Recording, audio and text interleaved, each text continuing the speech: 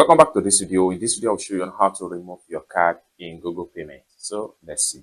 But before we dive into the tutorial, if you find this tutorial useful, remember to click on that subscribe to the channel, turn on the notification bell for more useful tutorial like this. So with that being said, let's get started. The very first thing you need to do is to head over to your phone settings. So I'm going to click on here on my phone settings. After you open up your phone settings, next thing you need to do is to simply scroll down all the way down and then make sure you look for users and accounts. Click on that. It's going to take you right here. Next thing you need to do is to simply click on autofill content.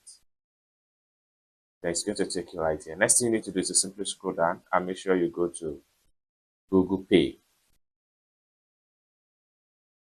It's going to take you to all the number of cards you have in your Google Pay.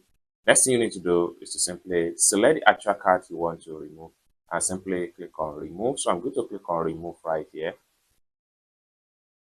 Remove, it means you won't be able to use this payment method for other Google products and services without adding it again. Next thing you need to do is to simply click on remove right here.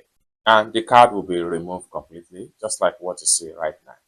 No payment methods yet. It's as simple as that. So basically, this is how to simply remove your card in Google Pay.